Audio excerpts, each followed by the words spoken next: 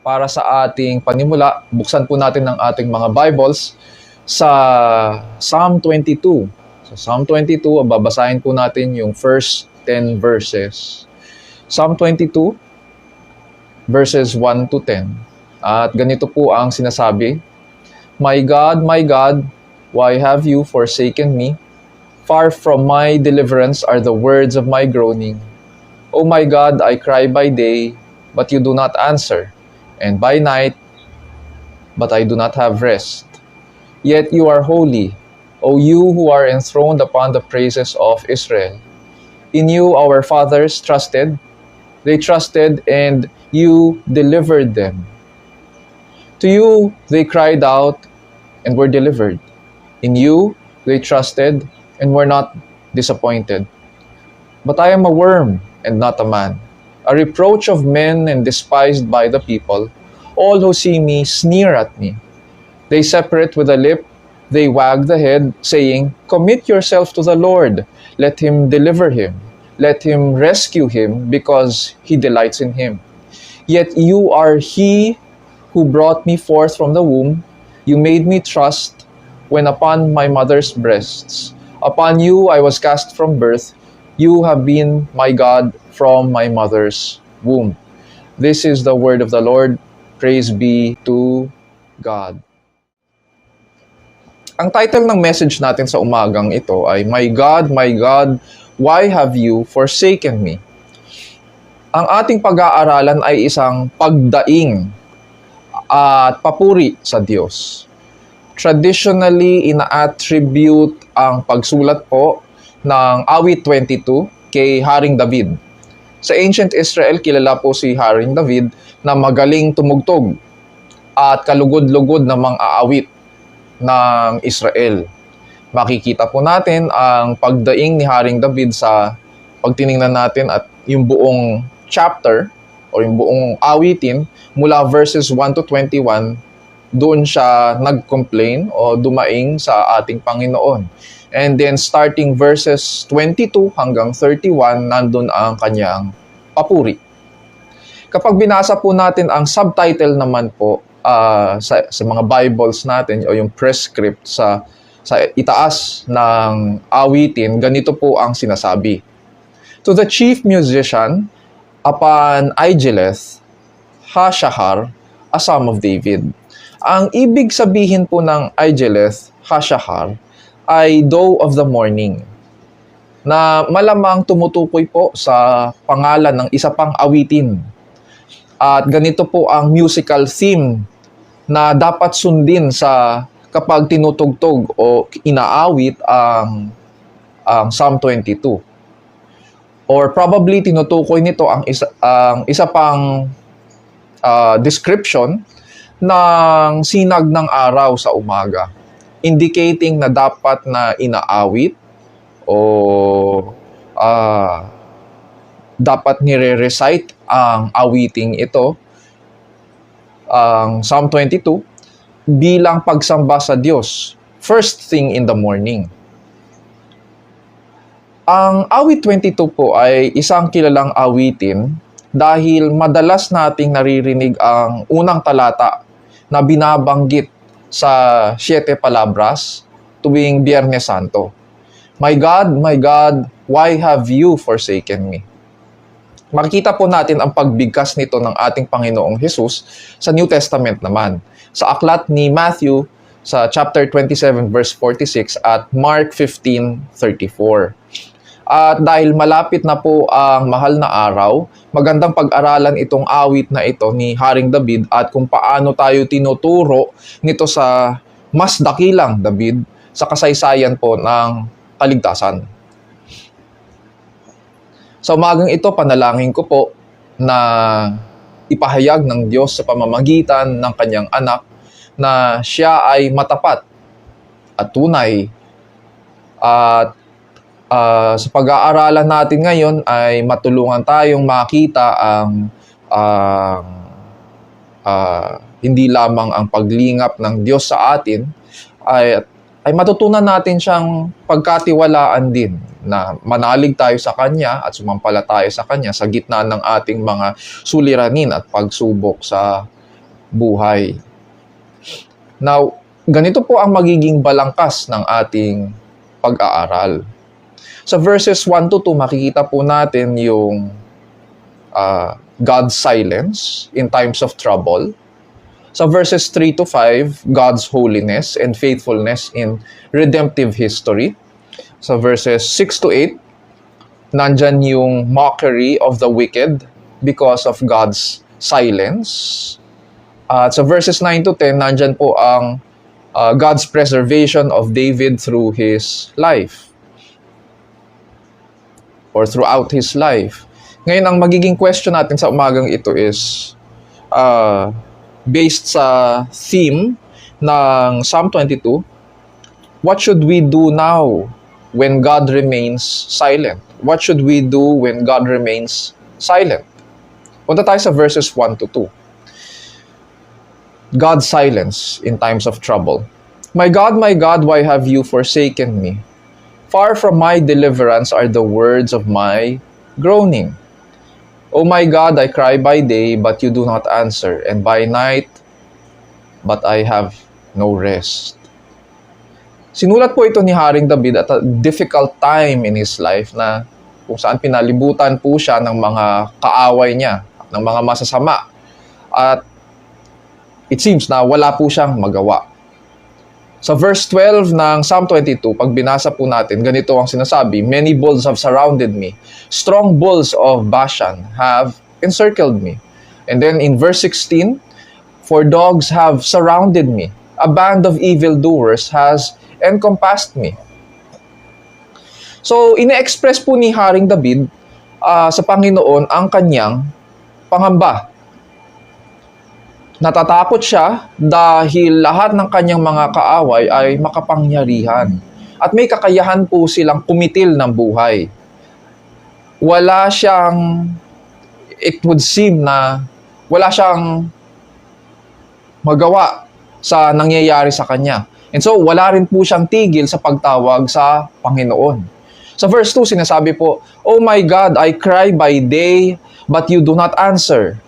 And by night, but I have no rest. Araw-gabi siyang dumadaing, hindi nga siya nakakatulog ng maayos. Ngunit hindi pa rin daw sumasagot ang Panginoong Diyos. Ano raw ang sinabi niya sa Diyos? Sa verse 1, mababasa po natin, my God, why have you forsaken me? Diyos ko, bakit mo ako pinabayaan? Sa verse 1b, binibigyan tayo ni Haring David ng clue sa lalim ng kanyang pinagdadaanan dahil sa kung paano niya ito sinambit. Sa ganito po ang sinabi niya, ganito yung larawan niya. Sabi niya, far from my deliverance are the words of my groaning. Itong ginamit na salita dito na words of my groaning, sa original language ay ganito ang pagkakasabi. Words of my roaring. Umaatungal. Sa hirap ng kanyang pinagdadaanan, para siyang isang leon na umaatungal. Ganon kalakas yung kanyang panalangin dito. Sinisigaw na niya sa Diyos. Malamang umiiyak din siya. Umabot siya sa punto na pasigaw na niya, binibigay yung kanyang panalangin, pasigaw na siya kung dumulog sa Panginoon. Diyos ko, bakit mo ako pinabayaan? So, what we see here is a cry of desperation, and David was desperate for God's help. May mga nagsasabi na ang impression daw nila dito kay Haring David ay impatient. Parang minamadali ang Diyos. Pero impatient nga ba siya? Kakasabi lang ni Haring David na matagal na siyang tumatawag sa Diyos. Araw-gabi niya itong ginagawa. Araw-gabi siyang humihingi ng tulong, ng saklolo sa Panginoon, ngunit hindi raw dumating. At nakakapagtaka, di ba? how do we define impatience po ba? Impatience is usually characterized po by a high view of oneself. Mataas ang tingin sa sarili. Kaya tayo nagiging impatient kasi tingin po natin hindi natin deserve na pinaghihintay tayo. At deserve natin, on the other hand, na makuha agad ang hinihiling natin, makuha natin agad ang kagustuhan natin. Dito sa ating passage, maaaring natukso po si Haring David na maging disappointed or impatient sa Diyos dahil sa kanyang laman. Ngunit wala tayong mababasa na bumigay po siya sa kanyang impatience. On the contrary, makikita natin na lalo siyang kumapit sa Panginoon. Sa verses 1 and 2, mapapansin natin kung paano niya sinimulan ng kanyang panalangin. My God, sa verse 1. Tapos sa verse 2, sabi po niya, oh my God, I cry by day. And so, hindi siya nawalan ng respeto sa Panginoon. Bagamat hindi siya sinasagot ng Panginoon, bagamat hindi dumating ang saklolong hinihintay, at least dito sa passage or sa section na ating pinag-aaralan, nagtiwala pa rin siya. Isa lang ang kanyang sinampalatayanan at alam niya na makakatulong sa kanya. Hindi siya tumigil sa paglapit sa Panginoon. At nanindigan siya na may biyaya ang Panginoon. Kaya nga, kahit na hindi dumadating ang tulong sa kanya, patuloy pa rin siyang dumudulog sa Panginoon. Punta tayo sa verses 3 to 5. God's holiness and faithfulness in redemptive history. Sabi ni David, yet you are holy, O you who are enthroned upon the praises of Israel. In you our fathers trusted, and you delivered them. To you they cried out and were delivered. In you they trusted and were not disappointed. Pagkatapos niya dumaing, naisip ni Haring David ang mga katangian ng Diyos sa kasaysayan. Ang sabi po niya sa verse 3, yet you are holy, O you who are enthroned upon the praises of Israel. Naisip niya na bagamat tingin niya na hindi siya sinasagot ng Diyos at tingin niya, pinabayaan siya, hindi raw ganito pinahayag ng Diyos ang kanyang sarili sa kasaysayan. Hindi siya tulad ng mga Diyos-Diyosa na hindi makapagsalita at hindi nagsasalita at hindi sumasagot sa mga panalangin. Hindi siya tulad ng mga Diyos-Diyosa na walang kapangyarihan. Hiwalay siya at malayong-malayo sa mga ribulto na inukit ng kamay ng tao. Hindi siya nilalang at walang lumikha sa kanya. Hindi siya nilikha ni numan. He is separate from all creation. Matatandaan natin ang vision po ni Prophet Isaiah sa Isaiah chapter 6 verses 1 to 3 nang mamatay po si Haring Uzzias. Ganito po ang sinasabi sa pangitain ni Prophet Isaiah. In the year of King Uzziah's death, I saw the Lord sitting on a throne, lofty and exalted, high and lifted up daw. Mataas na mataas, nasa kaitaas-taasan. And with the train of his robe filling the temple, seraphim stood above him. Marami daw mga anghel ang tayo, nakapaligid doon sa luklukan, each having 6 wings, with 2 he covered his face, and with 2 he covered his feet, and with 2 he flew. And one called out to another and said, ganito ang kanilang naging awitin at sagot-sagutan sila sa kanilang pag-awit at proclaim ng ng excellencies ng Diyos. Ganito ang kanilang naging awitin. Holy, holy, holy is the Lord of hosts. The whole earth is full of His glory. Holy, holy, holy is the Lord of hosts. Banal siya. At ito ang katangian na paulit-ulit na laman ng mga awit ng mga Israelita nung sila ay naglalakbay. At hanggang maging sa panahon ni David, yun ang laman ng kanilang mga awitin at panalangin. Now, after thinking about God's perfections, about God's holiness, David now remembers God's saving work upon his people. Sabi niya po sa verses 4 and 5, "In you our fathers trusted. They trusted and you delivered them. To you they cried out and were delivered. In you they trusted and were not disappointed." Nagtiwala raw ang kanilang mga magulang kay Yahweh. Dumaing sila sa Kanya at niligtas niya sila. Nang dumulog sila, tumugon siya at hindi sila napahiya. Ano po ang napansin natin dito?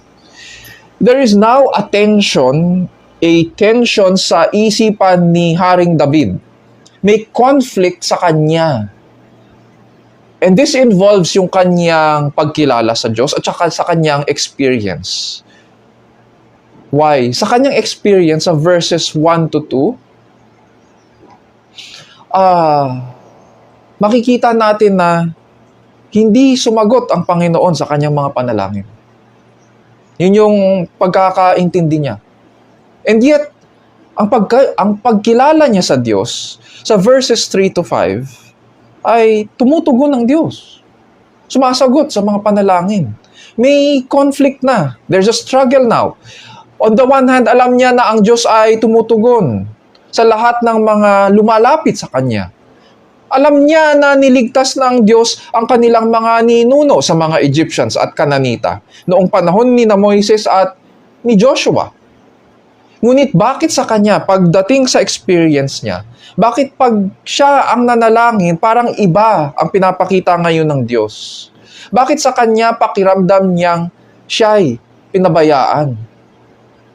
Ang pananampalataya naman nila noon ay pananampalataya rin niya ngayon. Ang Diyos na sinasampalatayanan nila noon, ng kanyang mga magulang, ay siya ring Diyos na kanyang sinasampalatayanan ngayon. Ang hirap siyang maintindihan ay bakit ang kanyang karanasan ay iba. Punta tayo sa verses 6 to 8. The mockery of the wicked because of God's silence. Sabi dito, "But I am a worm and not a man, a reproach of men and despised by the people. All who see me sneer at me, they separate with the lip, they wag the head, saying, 'Commit yourself to the Lord, let Him deliver him. Let Him rescue him because He delights in him.'" Dahil sa kanyang kalagayan, ang tingin daw niya sa kanyang sarili ay pawang isang uod sa bangkay. Ito yung uod na pinag-uusapan dyan yung mga makikita po natin sa mga patay, yung mga nasa bangkay, no? Yung nagse-self-pity siya ngayon, in other words. At dahil nagse-self-pity po siya dahil sa panunuya na rin ng kanyang mga kaaway. Sabi dyan, lahat ng makakita sa kanya, pinagtatawanan siya.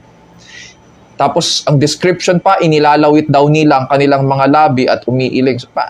Parang siguro sinasabi, sira na tuktok nito eh. Alam natin siguro yung itsura niyan, yung nilalawit yung mga labi, yung parang ginaganyan, tapos umiiling-iling na sira na tuktok na ito eh. Parang ganon. Sarcastic daw nilang sinabi pa sa kanya at narinig niya at sinusulat niya ngayon, mukhang kinalulugdan ka naman ng Panginoon, pakatiwala ka sa Kanya, ikaw, iligtas niya ang Kanyang minamahal. So, commit yourself to the Lord. Sarcastic yung pagkakasabi nila dito sa verse 8. Commit yourself to the Lord. Let Him deliver him. Let Him rescue him because He delights in him. Since the Lord delights in you, let the Lord rescue you. Parang ganun ang sinasabi sa Kanya. Habang nakalawit yung labi. Dito sa complaint po ni Haring David, lumalabas ngayon na hindi lamang si David ang pinagtatawanan. Dawit pati ang Panginoon. Na hindi naman dapat. Sa isip ni Haring David, malamang dapat kumilos na ang Diyos dahil nagagamit na ang kanyang pangalan sa mga walang kabuluhan na mga tao. Diba? Sabi, commit yourself to the Lord. Dawit pati ang Panginoon dahil sa nangyayari kay Haring David. yung isip niya. So siguro dapat nang sabi niya, at sinasabi niya, sinasabi niya sa Panginoon, dapat siguro Panginoon, kumilos ka na kasi kung ano-ano na ang sinasabi sa iyo ng aking mga kaaway. So sa kabila ng kanyang na-experience dahil sa katahimikan ngayon ng Diyos, ano kaya ang naging response niya? Tingnan natin sa verses 9 to 10. Dito natin pag-aaralan yung God's preservation of David throughout his life. Sabi po ni Haring David, "Yet you are he who brought me forth from the womb. You made me trust when upon my mother's breasts. Upon you I was cast from birth. You have been my God from my mother's womb." Sa verse 8, ang salitang "commit yourself to the Lord," kanina yung sinasabi ng mga nanunuya sa Kanya, ay ganito po ang pagkakasabi sa original language. Cast yourself or roll yourself. Pagulungin mo ang sarili mo papunta sa Panginoon. Dito naman sa verse 10, ang ginamit ay, "Upon you I was cast from birth." Mga salita ito sabi nila, pagulungin mo sarili mo sa Panginoon. Pero dito sa panalangin ni Haring David, as he was reflecting sa kabutihan ng Panginoon, ay sinasabi niya ngayon, tinulak daw siyang palabas ng Panginoon. Kumbaga iniluwal siya, tinulak siyang palabas ng Panginoon for this purpose, para magtiwala lang sa Diyos. Para sumampalataya sa Diyos. At buong buhay niya, iningatan siya ng Panginoon mula sa pagkabata para matutunan niya kung paano magtitiwala sa Kanya. In other words, lahat ng bagay sa kanyang buhay, simula sa kanyang pagiging sanggol, sa pag-alaga ng kanyang ina sa kanya, hanggang sa pagiging teenager niya, at ngayon sa pagiging hari, sa pagsulat niya ukol sa kanyang mga suliranin at sa kanyang pinagdadaanan, lahat yon ay ginamit ng Panginoon para matutunan niya kung paano magtiwalang tunay sa Panginoon. Na-realize niya ngayon na pati itong helplessness niya habang nakapalibot sa kanya ang kanyang mga kaaway, na-realize niya na pati itong karanasan niya sa kamay ng kanyang mga kaaway at ang katahimikan na rin ng Diyos sa mga panalangin ay bahagi ng pag-iingat ng Diyos at pagkakataon na magtiwala rin sa Kanya. Ang ganda po, di ba? So sa kabila ng karanasan ni Haring David, hindi natin po maikakaila na tinuturo tayo ng awiting ito sa kaganapan po ng mas dakilang David. Pinahayag sa Isaiah 53:3 kung ano ang mararanasan ng tagapagligtas sa katapusan ng kanyang ministry. Sa Isaiah 53:3, ganito po ang sinasabi, "Hinamak siya ng mga tao at itinakwil. Nagdanas siya ng sakit at hirap. Wala man lang nagtapon ng sulyap sa kanya. Hindi natin siya pinansin, para siyang walang kabuluhan." Nang ipako ang Panginoong Jesus sa krus, nilibak siya ng mga matatanda ng Israel. Dahil ang tingin daw niya sa kanyang sarili ay hari ng Israel, tulad ni Haring David, at pinahayag niya na siya raw ang anak ng Diyos, sinabi ngayon nila sa kanya, patuya rin, "He trusts in God, let God rescue him now. If he delights in him, for he said, I am the Son of God." Sa Matthew 27:43. So ayon kay Mateo, inalipusta din ang Panginoong Jesus ng mga tulisan kasama niyang nakapako sa krus. At mula tanghali raw hanggang 3:00 ng hapon, imbis na nakatirik ang araw, nabalot ng dilim ang buong lupa. Nang malapit na pong mag-3:00, sumigaw ang Panginoong Jesus, tulad ng pag-atungal ni Haring David sa kanyang panalangin sa awit 22. Sabi po ng Panginoong Jesus, "Eli, Eli, lama sabachthani?" That is, my God, why have you forsaken me?" May mga nagsabing tinalikdan raw ng ama ang kanyang anak dito sa krus. At maririnig po natin yon sa may mga preaching na ganon, na tinalikdan daw ng Diyos Ama ang Diyos Anak. Kaso, wala po tayong mababasa na ganon, na pinabayaan ng Ama ang kanyang anak. Wala tayong makikita na may nagturo na writer na ganun ang interpretation nila sa nangyari sa krus. Sabi pa nga po ni Jesus sa John 10:30, I and my Father are one. Sa John 16:32, you, referring to the disciples, will leave me alone. Kung tutuusin pa nga, sila pa nga ang tumalikod sa Panginoong Jesus, yung mga alagad. Yet, sabi niya, I am not alone. Sa pagpunta sa krus, sa kanyang paghihirap, sabi niya, I am not alone, for my Father is with me. See, for my Father is with me, sabi niya. Ibig sabihin, hindi sila divided. Hindi sila na-separate ng Ama. Nagkakaisa sila hanggang sa huli. Hindi lang to. Pinaliwanag pa nga ni Apostol Pablo sa mga taga-Korinto, mga around 26 years after makalipas ang kamatayan ng Panginoong Hesukristo. Sabi ni Paul sa 2 Corinthians 5:19, that God was in Christ, reconciling the world to Himself. God was in Christ. There was no separation between the Father and the Son. So kahit ang mga mananampalataya sa panahon ni na Pablo at Pedro, pagkatapos umakyat po ng Panginoong Hesukristo, ay hindi nagturo na tinalikdan ng Ama ang anak o nawalay ang mga persons of the Trinity. Noong unang panahon po, ginagamit ang aklat ng mga awit o yung collection ng mga psalms sa mga awitan at pananalangin sa panambahan. Habang nakabayubay po sa krus ang Panginoong Hesukristo nakaharap sa mga tao, pinaalala ng Panginoong Hesukristo sa pamamagitan ng pagsambit ng verse 1 ng awit 22, ang kanilang panalangin sa Ama. At ngayon, siya naman, ang Panginoong Hesukristo naman ang bumibigkas ng kanilang panalangin para sa kanila, habang tunay na nagdurusa sa kanyang pagkatao. Tinanggap niya ang kabuuan ng hatol ng Diyos. Habang siya'y nakabayubay sa krus, tinanggap niya ang hatol ng Diyos sa kanyang katawan.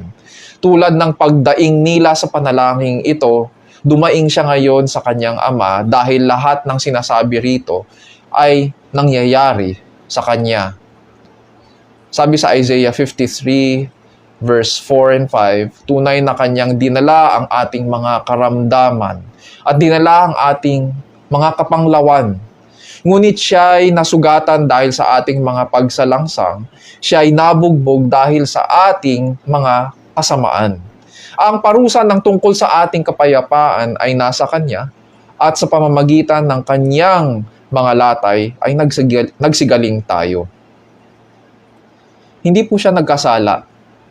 Ang Panginoong Kristo, kahit kailan, hindi po siya nagkasala. Ngunit siya ang hinampas ng Ama para sa ating mga pagsalangsang. At dahil siya ang hinampas, tayo naman po ang pinatawad. Tayo ang pinawalang sala. Tayo ngayon ang iniingatan ng Ama. Dahil si Jesus ang tagapamagitan, siya ang nananalangin sa Ama para sa atin. Dahil sa Kanya, nagsigaling ang ating mga kaluluwa.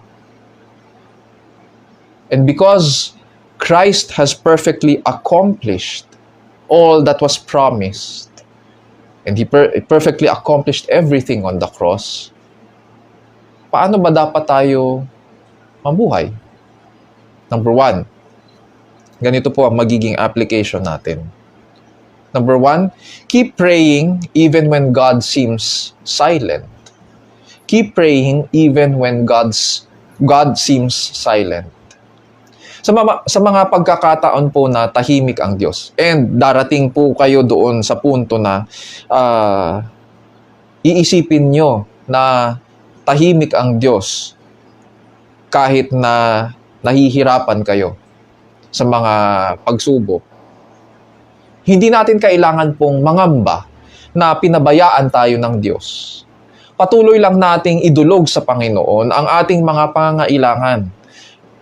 Sabi nga, for as many as are the promises of God, in Him they are yes. Therefore also through Him, through Christ, is our amen to the glory of God through us. Sa 2 Corinthians 1:20.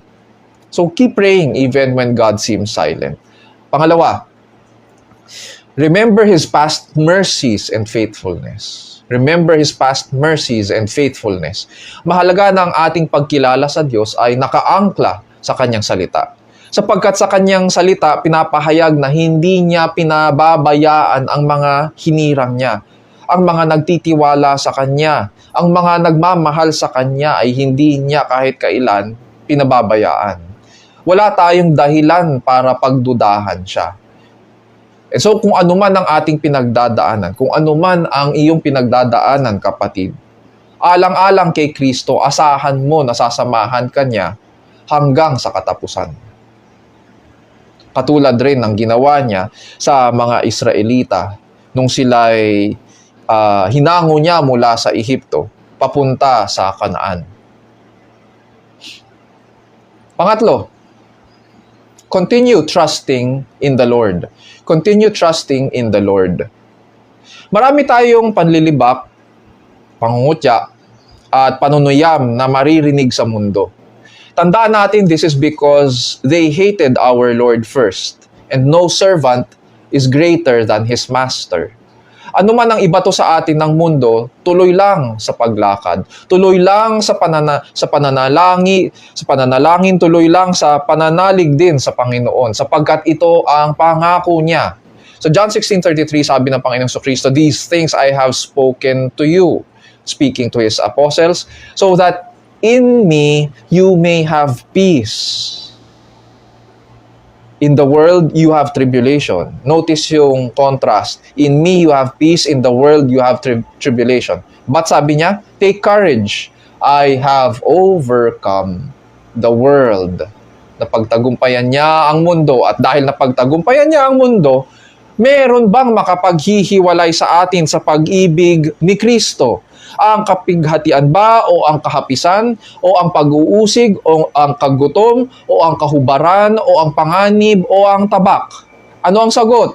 Ang sagot ay tayo'y higit pa sa mga mapagtagumpay sa pamamagitan niyaong sa atin ay umiibig. Sapagkat ako'y naniniwalang lubos na kahit ang kamatayan man, kahit ang buhay, kahit ang mga anghel, kahit ang mga pamunuan, kahit ang mga bagay na kasalukuyan, kahit ang mga bagay na darating, kahit ang mga kapangyarihan, kahit ang kataasan, kahit ang kababaan, kahit ang alinmang ibang nilalang ay hindi makapaghihiwalay sa atin sa pag-ibig ng Diyos na nasa kay Kristo Jesus na ating Panginoon. Napakaganda po ng na-accomplish ng ating Panginoong Jesus. Minsan sumasabay sa ating mga pagsubok ang katahimikan ng Diyos sa ating mga panalangin. Kung kailan maingay na maingay ang mga kaaway, doon naman tahimik sa pagsagot ang Diyos. Ngunit dahil kay Kristo, wala tayong dahilan para mangamba na tayo'y pinabayaan. Niloob ng Diyos na turuan tayong manalig sa mga ganitong sitwasyon. At niloob ng Diyos na dumating tayo sa punto na makikita natin na wala tayong magawa. Dadalhin at dadalhin niya tayo doon sapagkat tinuturuan niya tayong umasa sa Kanya. Sa pamamagitan nito, lalo tayong natututo ngayon na sumampalataya sa Kanya at mapatunayan na tunay nga siyang matapat. Mga kapatid, isapuso po natin ang mga bagay na ito at iukol po natin ang ating sarili sa tapat at dakilang Panginoon.